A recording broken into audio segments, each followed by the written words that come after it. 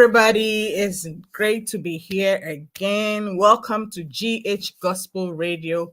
Welcome to your own show, Let's Talk Marriage.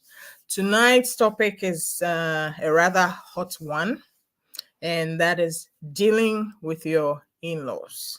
How do you deal favorably? How do you deal in a way that will make you have peace and be a good in-law? How do you deal with your in-laws? That's what we are going to explore tonight. I know that a lot of you know all about in-laws, and everybody's an in-law somewhere. You have in-laws, your husband has in-laws. You are an in-law to somebody, and you also have in-laws. So it's not one-sided at all. So you always need to remember that whatever you are doing to your in-laws, or however you want your in-laws to perceive you, that's the same way that you have to go out of your way to do unto your in-laws. The Bible says that do unto others only what you yourself would want them to do unto you. It's rather unfortunate that every time that the subject of in-laws come up, people are cringing and people are always thinking, this might not be good. But you see, in-laws are people, and like people everywhere, there are good people, there are people that are easy to relate with, and there are people that are more difficult to relate with. Whichever side that you get, it's important that you learn a few things that those who have gone ahead have been through, so that you would not make the same mistake, or you would avoid the pitfalls that they had. A lot of times people don't take their time to find out about their in-laws before they get married.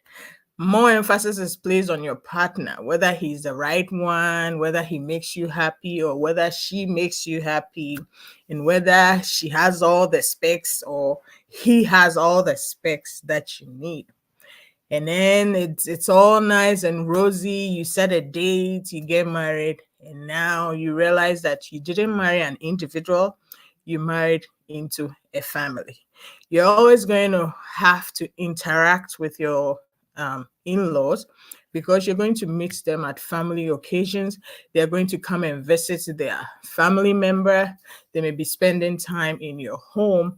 So what are some of the few things that you can learn, or you can remind yourself of? Hey, Mr. Biney, you are early today. Welcome, welcome. Hey, Pastor Kojo, you're welcome. Thank you for joining. Yeah, it's going to be a hot night tonight. I'm excited. Yes. So how do you deal appropriately with your in-laws? The first thing you have to remember is that in dealing with your in-laws, you have to bring all your Christianity to bear. You have to be a Christian to your in-laws in a way that a Christian would relate to any other human being. That's the first thing that you have to remember. Be a Christian to your in-laws. Be kind, be courteous, be hospitable, and be encouraging. That's the first part. The second part is that it's very important that you allow your partner to handle matters that pertain to your in-laws. When you have an issue, or when there's something that you need to discuss with your in-laws, the best person to do the talking is your partner. Sometimes when you enter a family, you see people click everywhere. You might find that some of your in-laws you are very close to, you'd like to relate to them one-on-one. And sometimes maybe you even want to go visit your in-laws, you want to make plans with them. It is all well and good, but it is very important that you make it a habit to go through your partner, because there's no way you should be closer to your in-laws than your partner is. It's like you're opening a can of worms. And there are a lot of family dynamics that you may not even know about.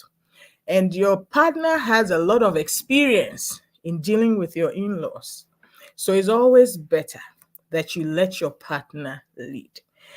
And the third thing is that when there is a problem, and between your in-laws, when there are family matters, something that does not concern you and your partner per se, but it's about something in your partner's family. Your in-laws have personal family issue. I don't know how it's personal, but your in-laws have family issues and you get to know about it because you are part of the family or because you are with your partner. It's very important that you stay out of it. You may really want to help, you may really want to just speak your mind or say what you think, but your in-laws are not a good group for you to go messing with their business. Please mind your business when it comes to your in-laws. Whenever they are having any issues, let them settle it. Your biggest part will be to support your partner.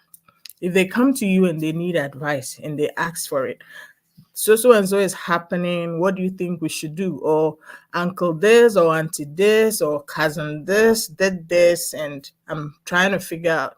If they ask your advice, even then you have to be careful in what you say. Why is that so? You need to remember that your partner has emotional attachments to their family that you know nothing about. And sometimes when it gets to your partner's family or your in-laws, there might be issues that you don't even know about. Your partner may become a totally different person. And sometimes, because you don't know the nuances of whatever issues that are going on, when you start involving yourself and you just start saying what you think, you might be stepping on toes that you are not even aware of. And by the time you're aware, you are in trouble and you don't even know what you did. And the sad part is that they are family. So if they offend each other, they can just apologize and move on. And even if they don't apologize, there's nothing you can do to erase family. But in a sense, you are less family than they are with each other. So if you're not careful and you keep poking your nose into their business, you find yourself in a place that you don't want to be. Allow your in-laws the respect to deal with their own issues the way they want to deal with. And if possible, be there to support your partner, but don't go take an active part and try to involve yourself in your in-laws' issues. Mind your own business. Another area that causes a lot of friction is having your in-laws stay in your home for extended periods. Of course, your in-laws are going to visit you. Of course, your in-laws are going to spend time with you. And you are going to visit your in-laws and you are going to spend time with your in-laws.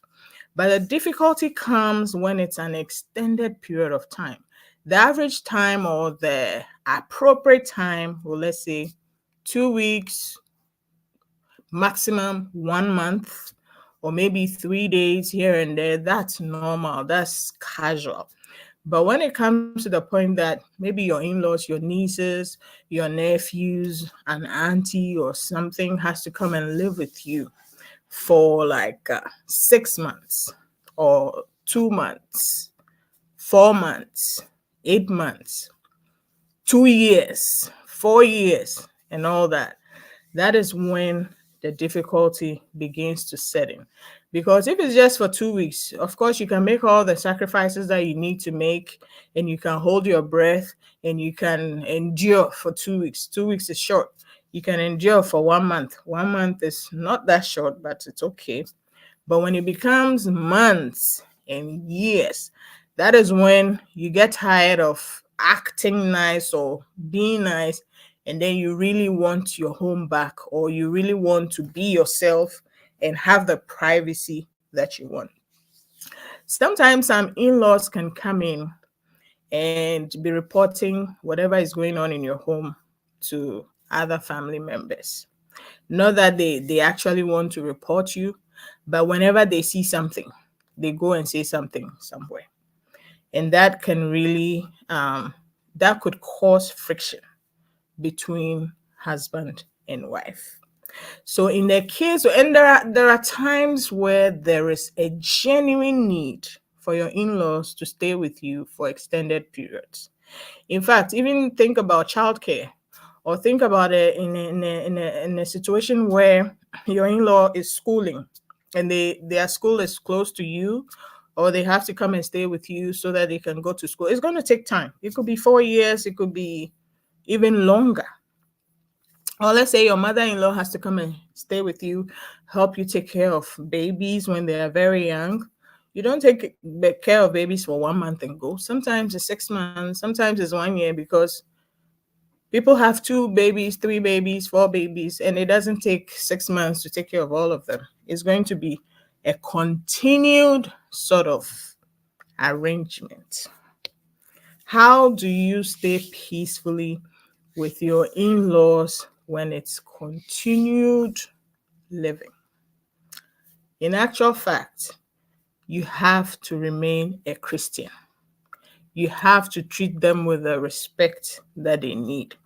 In fact, it's important that you try to treat them even better than your family, because they would be watching you and everybody else would be looking out to see what you're going to do. Be a good in-law, and it makes it easier if you put yourself in their shoes. Ask yourself, if your mother were to come live with you, how would you want your partner to treat your mother? So however you're treating your in-law, let's say your mother-in-law, your father-in-law, your nieces or your nephews-in-law, the same way that if it were from your side of the family, you would want them to be treated. Treat those from your partner's family, or treat your in-laws in the same way. And in fact, just aim to even treat your in-laws better than your own family, because you know what, with your family, you are related by blood. When things happen, they cannot disown you. You are still their family for life. But with your in-laws, you need to tread cautiously. And it's very important that when your in-laws are in your home, like we said earlier, make it a point to relate to them through your partner. If there's something you need to say to your in-law, don't just get up and go talk to your in-law. They are human, you are human. You should be able to do that. But most of the time, it does not work out well. It's important that you tell your partner. And even when you are telling your partner, because of emotional bonds, it might be difficult to explain your side. So it's important that you are very careful. In fact, I would recommend that you pray about it first. There are some things that are not even worth bringing up, because if you look at the outcome, it might be better to just leave it alone, let it slide. Because come to think of it, when there are issues that bother you, sometimes you forget about the big picture. Let's say your mother-in-law is around helping you taking care of your babies, and maybe there's something that comes up that you're not happy about. Think about that thing that you're not happy about. Think about if it's worth not having your mother-in-law in your life helping you in the first place. So you have to look at the big picture.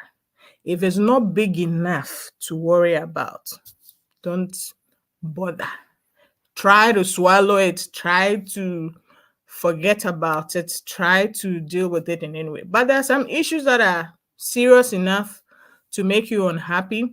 And like we said, when it's an extended period of time, your concern may be that if you don't address it, it might explode in your face. So it's better that in a case where you need to address any issue, the first person to talk to will be your partner. You pray about it first, get some peace, get the Holy Spirit direction, and then you go talk to your partner and try to get some action from your partner instead of you going directly to confront your in-laws. When your partner goes and it doesn't end well, they cannot disown your partner. He's their blood or she's their blood.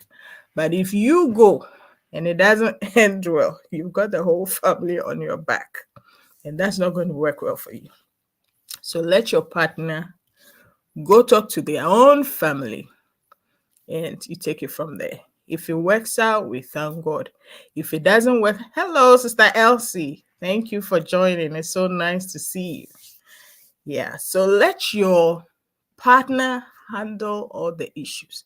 And even when you are talking to your partner about whatever issue it is, chances are that you know what your partner is sensitive about. If you think the issue that you're going to bring out will even affect your partner personally before he even goes to talk to your in-law, it might be better to just pray about the issue and forget it.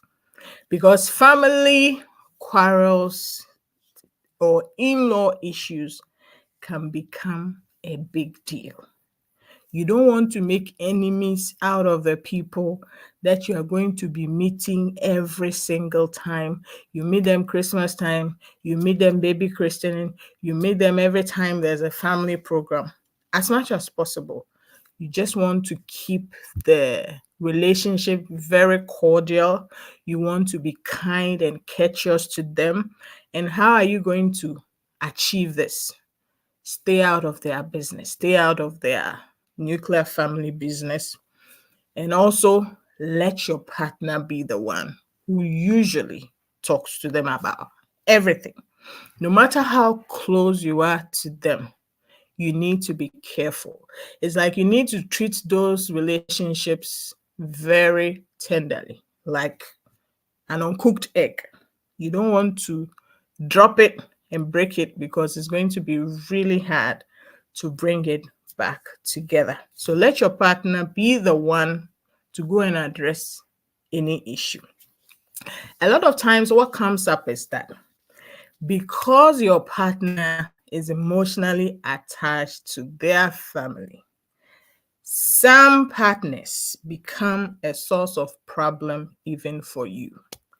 I know a lot of homes that if there's an in-law in the house and anything happens, the partner and the in-laws will gang up against let's say your wife, and you have your in-laws in the house and something happens. The husband will gang up with his family against the wife. This should never, ever, ever happen. It's easy for you to take the side of your family because you have history with your family. You grew up together for how many years? 25 years, 30 years. You were with your family until you got married. So you have history. And even your formative years were formed together. You have sweet memories with your family. So it's just instinctive that you would jump to the defense of your family members against your partner.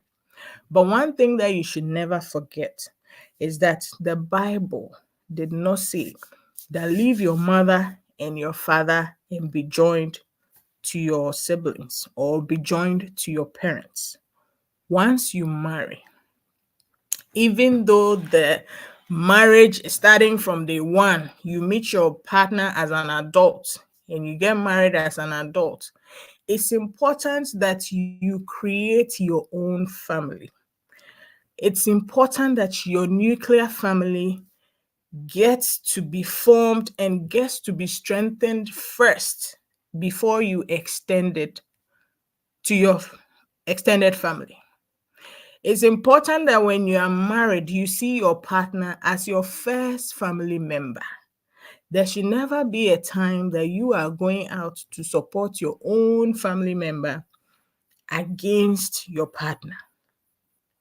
So in as much as your family is important, in as much as your partner needs to treat his or her in-laws with respect and with love, it is also very important that you always stand solidly behind your partner. Let me give an example. Let's say your mother-in-law is living with you and it's a necessary arrangement, taking everything into account. And you realize that your mother-in-law is not getting along with your wife. This is reverse. I mean, let's say your mother is not getting along with your wife. That means your wife is not getting along with her mother-in-law. That's exactly what I mean. It's not right for you as a husband to jump behind your mother. In fact, that's your go-to. That'll be the natural thing for you to do, to jump behind your mother, because of course it's your mother. But once you get married, your wife becomes priority.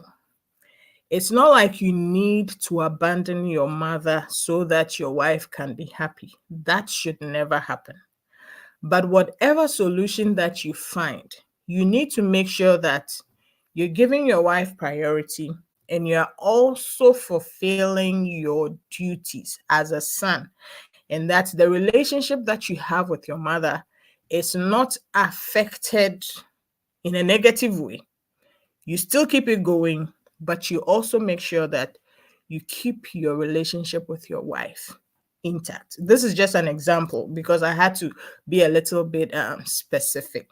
So make sure that your wife is your priority, your marriage is your priority, your mother is important, but she should not be the priority in your marriage. If it means you're finding another place for your mother to live, that may be what you need to do. Do not neglect your responsibilities, but make sure you're doing both. Your wife is your priority. Pastor Kojo says, what happens if you have a grudge with your partner and you need to communicate with your in-law? And he says he's asking for a friend. Your friend thanks you. So what happens if you have a problem with your partner and you need to communicate with your in-law? My brother, my sister, if you have a problem with your partner, personally, I wouldn't go to my in-law first. Unless, of course, you've done your homework and you are aware that that in-law that you are going to speak to is open-minded and impartial. Why is that?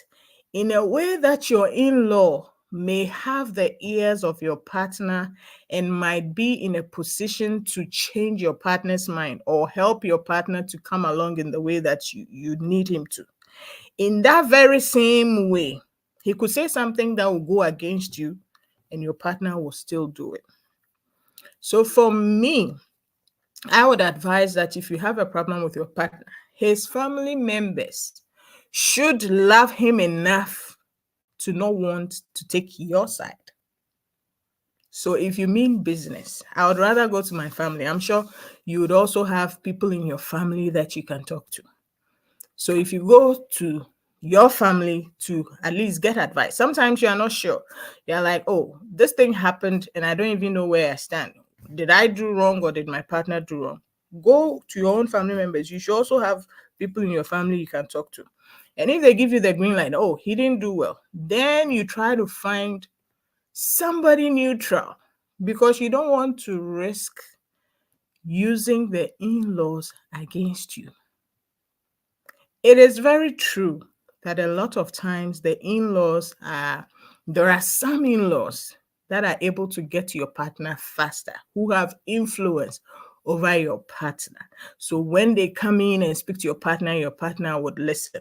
But in the same way that them speaking to your partner may help the situation, in that same way, it could hurt the situation. So I would advise that talk to somebody neutral, somebody who has no investment in whatever issue that is going on.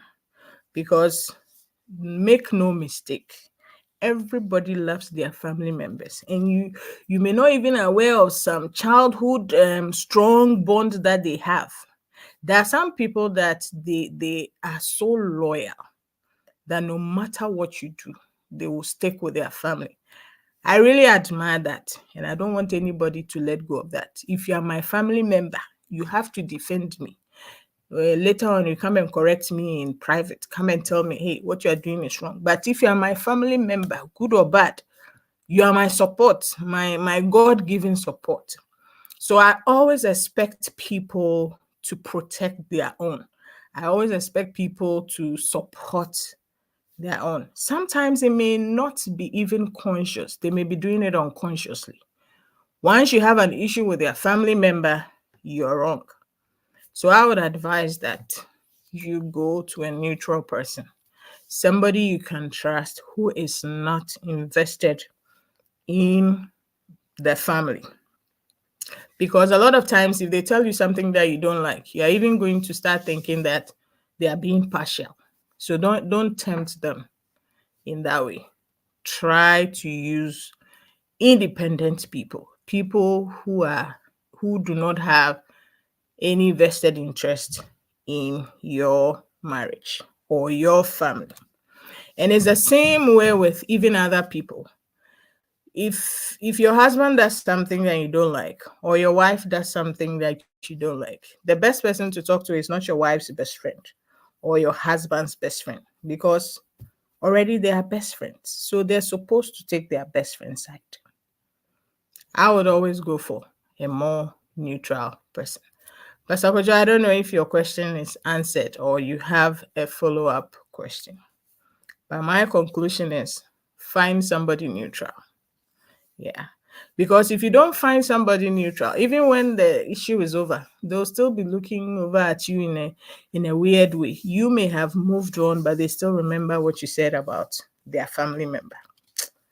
I wouldn't mess with that situation. Go find somebody neutral. And I believe that would help. Yes. And the last thing I'll talk about in dealing with family members, in dealing with your in-laws. If anybody comes to your home, any in-law comes to your home, you and your partner need to sit down and plan, even before you accept the arrangements, right? This is not going to be clad in stone, and this may not make too much of a difference, but at least it's important that you have a plan from the get-go. If the family member is coming to stay for 2 years, you all agree on 2 years. And if there are some things that are important to you, both of you need to agree on it. If you don't want the family member to come in and have a life of their own and dictate what they want to do in your home, you are within your right to set your boundaries. And I pray that your partner will also support you and agree with you. You can't let your in-law come into your home and terrorize your partner. That's a no-no. If your in-law is coming in, you make sure, your partner needs to make sure that as they are coming, they are not bringing trouble. And if they do, even in as much as their family, he or she needs to put their feet down. Make sure that your family members are not treating your partner badly. So it's important that you treat your in-laws well, but it's also very important that your partner protects you, because you are his or her first responsibility. So tonight, the import of what we have discussed is that everybody is an in-law somewhere. So do unto others what you yourself would like to be done unto you. Be a Christian when you are dealing with your in-laws. Every character that you are exhibiting to your in-laws, make sure that if somebody were to see you, or if even you yourself, you would know that you're being a true Christian. You're being kind, you're being courteous, and you're being hospitable. We also said that in dealing with your in-laws, if there's an issue you'd want to address, don't go straight to your in-laws and talk to them about it. Talk to your partner. Let your partner be the interface between you and your in-laws. You may have good intentions, you may not mean any harm, but a lot of times if you go directly and start making your own arrangements and doing your own talkings, a lot of times it does not end well. So go through your partner. And here's a point where we'll also caution the partners that please support your wives or your husband against your own family. Support your wives so that it doesn't have to be like it's the wife or the husband against the whole family. You be a unit first. Build your home solidly so that your in-laws cannot come in and wreck your home. And also we said that you need to be sensitive when you are talking to your in-law, like when you are talking to your partner about your in-laws, because of emotional attachment. Even hearing you complain sort of would make them unhappy. So you need to be sensitive when you're bringing up issues. And also, we said that mind your own business when it comes to your in-laws' family business. If it's their extended family issues, mind your business. Don't go sharing your opinion and taking part in their discussions. If they need your support or if they ask you for help, you need to offer it. But try to stay out of your in-laws' business, because those are some of the places that you get yourself in trouble. Sister Elsie says, at what point should couples involve their marriage mentors in issues with in-laws? I believe as soon as it becomes an issue. The issue is that if you are able to talk things over with your partner, if your partner is able to help you resolve whatever issues that you have with your in-laws, you're good to go. But if you've tried, like we've already outlined, you've prayed about it, you've complained to your partner, he's tried to work it out and it did not work, it's time to involve your mentors. And we already said that some issues may not be worth fighting about, or some issues may not be worth dragging, because you're going to have these people in your life for the rest of your life. So it's important that you weigh the cost. If the space they are occupying in your life is good enough, let's say 80% of things are fine, it's only some small 20% or some 20% that is bothering you, you might want to just close your eyes to it.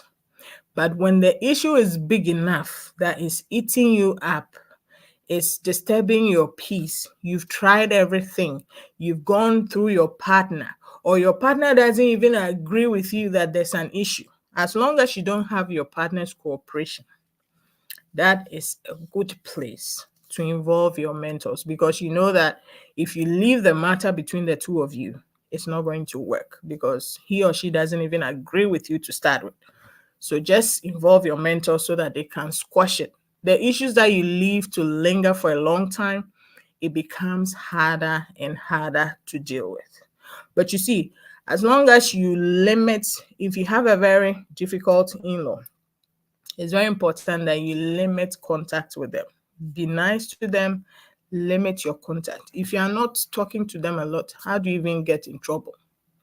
So if you and your partner have tried and it's not working, it's important. It's a good time to bring in your mentors. But of course, you need to agree with your partner to bring in the mentor itself. So even if your partner will not even agree for you to bring in the mentor, that's a problem in itself. But hopefully he or she agrees to bring in, for you to bring in a mentor, as long as the two of you are not able to resolve it, as long as your partner is not able to be the mouthpiece to resolve the issue. That's a really good time to bring the outside help or the mentors. But also bear in mind that not all issues will be solved, and your in-laws may not be a very close part of your married life. If this in-law moves away, if this in-law is no longer, you're no longer in communication with this person, you can choose to ignore. But to answer your question, if your partner tries to resolve it and it doesn't work, it's a good time to bring in your mentor, and that's going to help. Yes, I think I saw another question on the screen. Yes. Mr. Nikwe says, can an in-law destroy a good marriage? Mr. Nikwe, I wish you hadn't asked me that question. Many marriages have been destroyed because of in-laws. This in-law issue, it looks simple on paper, but it is not. You see, the biggest issue lies with your partner. If your partner is somebody who allows your in-laws to influence the marriage unnecessarily, you see, When the two of you are strong together, when the two of you protect each other, it is very hard for your in-laws to come in and dictate to you. Sometimes when you're going to marry and you don't take the time to investigate your partner's background, there are some people, you would find that there are some people whose family members have a very strong control over them. That is why I was saying earlier that when you have issues, it's better not to talk to your in-laws. Go find an independent person, because that in-law may have some strong control over your partner. Many homes have broken down because the in-laws were dictating too much. The in-laws were telling the man what the wife should do. The in-laws were telling the woman what the husband should do. When you get married, it's important that you find time to draw away from your in-laws. At least have some 1 year or 2 years that the two of you will build a strong team and establish yourself as a unit before you start allowing in-laws to be coming over to be. It's important. Many in-laws have destroyed many good marriages, and most of the time is because the family member, who is the wife or the husband, has not been able to gain control over their own lives, their family. Some people are still under the control, some partners are still under the control of their family members. They do what their family members tell them.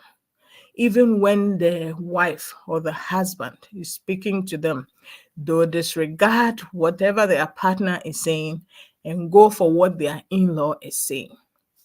Many of these scenarios end up in the marriage being destroyed. And especially for women, especially for wives, wives want to be in control of their homes. So the only person that any wife wants to hear from is the husband. Husband and wife want to take or need to take decisions together.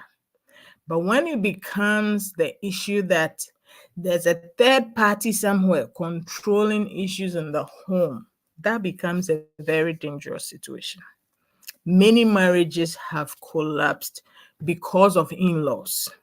The in-laws want to control the man, tell him what to do, or the in-laws want to control the woman, tell her what to do. In cases where the people are strong, the man or the woman is strong enough to be able to set boundaries for their own family members, that marriage has a better chance of survival. But if the two people involved are not a team and are still listening to their family members, that is when things go bad really quick.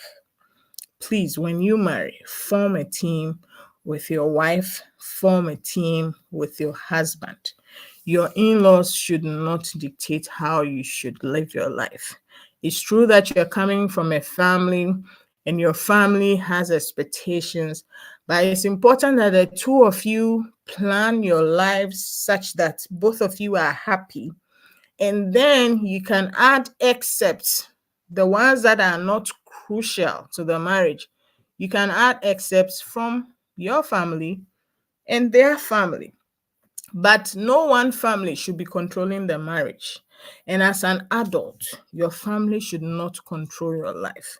I've seen many families that there's a kingpin somewhere that's controlling everybody. This family, we have to buy cars. This family, we have to travel. This family, our kids go to school here. So whoever enters the family, you have to sort of follow the trend. Your budget may not be there. Your partner may not like it. So it's important to be able to successfully have your in-laws around you. You as an adult, you need to make sure you're forming a team with your partner and not a team with your in-laws. Your in-laws are a blessing. Your in-laws are important. You need to keep that bond with your family because you need them. But at no point should they be controlling your marriage. that will quickly lead downhill. Your first point of contact is your partner. He or she is the one you make decisions with. If you are taking advice from your in-laws, it should be something that both of you find beneficial. And don't go ask your family members before you ask your partner what they think. That is how you destroy your marriage.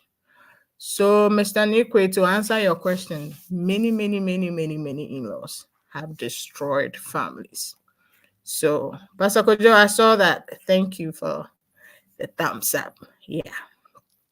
So, to answer your question, yes, be careful, be a team, set boundaries for your family members so that their influence will not destroy your marriage. Yes, and Mr. Nikwe says, how do you deal with a partner who disrespects your parents? Oh my God, this one is heavy. How do you deal with a partner who disrespects your parents? In fact, even reading it, I'm shaking. What kind of partner do you have who would disrespect your parents? And in fact, let's roll back a little bit. You see, because we all come from different family backgrounds, what can be seen as disrespect in your family may not be seen as disrespect in your partner's family. So let's say your partner is dealing with your parents and they do something. I want to believe that they did not mean to, because they felt it was not disrespectful. But you see, disrespect is subjective. As long as you are able to establish that your parents have been disrespected, or your parents complain to you that, hey, your partner has disrespected us, that it's a big call for correction right there. So you should immediately speak to your spouse and be like, this did not go well with my parents. It's not about who is right or wrong. As long as your parents feel disrespected, it's important that you quickly call your partner's attention and help him or her apologize to your parents, because in no way would anybody disrespect their own parents. So your partner should also never, ever, ever disrespect your parents. And like I said, most of the time, it may be that they did not know that whatever they were doing was disrespectful. But however it came about, as long as you're able to establish that some disrespect has happened, draw your partner's attention and help them apologize immediately. Make sure he or she, you find out whatever it takes that would appease your parents to the point where they accept whatever apology your partner is bringing. Because it's a huge issue in the Christian circles to disrespect your partner's parents. It should never happen. So as soon as your parents say, hey, we've been disrespected, or you yourself realize that your parents have been disrespected, disrespect is subjective. Whether your partner feels they are guilty or not, it's important that you help them to apologize. But after they have apologized, the two of you need to come back and talk about the issue. If it's because your parents are toxic or your parents are difficult to deal with, that is why they are accusing your partner of disrespect. Your next move will be to find a way to protect your partner from your parents. And if it's because your partner actually disrespected your parents for real, in both of your eyes, reasonably disrespect, that is a time for you to address the issue. Let him or her know, no, you crossed the line. And I pray this never ever happens again. make sure he or she has understood that and agrees that what they did was wrong. Sister Elsie says some in-laws are just hard to please. Yes. So if they are toxic in-laws, no matter what it is, once they say they've been disrespected, no matter what, whether they are being hard or not, apologize so that whatever it is will be squashed. Then going forward, you make your plans to protect your partner from them. But as long as they have established that they've been disrespected, no matter what, apologize. Just apologize. But after you have apologized, if they are hard to please or if they are toxic people, start protecting your partner from them. If it means you will not be attending the Christmas parties anymore, let it be. If it means you will no longer be hanging out a lot with them, let it be. Because if you're dealing with people who are hard to please, you didn't marry your parents, you married your partner. So if they are hard to please, you will still remain a good daughter, you will still remain a good son, but you will keep your interactions between you and them. You would limit the exposure they have to your partner and the exposure they have to your marriage. But if truly indeed what your partner did was really wrong, talk about it. Make sure they understand where they went wrong so that they wouldn't do it again. But be mindful that some people are hard to please, like Sister Elsie is saying. So the slightest thing, they take offense. That way, after apologizing, limit your interaction with them so that they don't keep bringing trouble every day to you. That will be very frustrating. If you know your in-laws or your parents are just picking on your partner for no reason, your partner is your priority. Send your parents away. Go and visit them. Christmas time, you call them for 2 minutes and wish them Merry Christmas. Send them gifts, but limit your interaction with them. You should not allow your parents to terrorize your partner. But as long as they claim disrespect, no matter what, you have to apologize. Just apologize and move on. And then you decide what you're going to do in the future. Whether you're going to spend more time with them or you are going to pull yourself away so that you can have some peace. So I hope your question is answered and you are good on that question. So hopefully we'll all have less and less difficult interactions with our in-laws. I pray that we will all enjoy our in-laws. You know, in-laws are people too. And in the way that you have in-laws, you are also an in-law to somebody else. So be open to finding the middle ground. But don't sacrifice yourself to be mistreated. And the part that is really important to me that you should support your partner. Do not allow your family to mistreat your partner just because they are trying to be agreeable. A lot of times you should be the one to stand up for her or him because they cannot speak against your family. So you should take that role. You are the one who can say anything you need to say to your family and they still cannot disown you because you share blood. So when the difficult moments come, you deal with your own family or go through your partner. Don't go addressing issues with your in-laws directly, especially when you realize that they are not very easy to deal with. Go through your partner, but have an open mind, have a loving heart, be a Christian to your in-laws in a way that if people need help, you would help them. Help your in-laws, but have your boundaries. If it's getting too much, if it's affecting the family negatively, of course, you have to address it with your partner and allow him to be the one or allow her to be the one to deal with their family. I pray we've learned a thing or two. So until we meet again, God willing, next week, same time, 6 p.m. Central Time on GH Gospel Radio, let's not forget that it takes a good Christian to have a good Christian marriage. God bless you and do have a blessed week. Bye-bye.